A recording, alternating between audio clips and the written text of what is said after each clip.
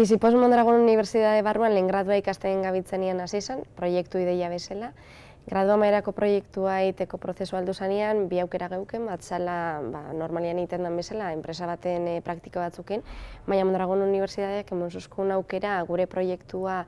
ikusteko bideragarria zen edo ez, eta behin graduatuta gauzela, enpresa erreal bat sortzeko aukera eukiko ginen edo ez da hori da egin gauena.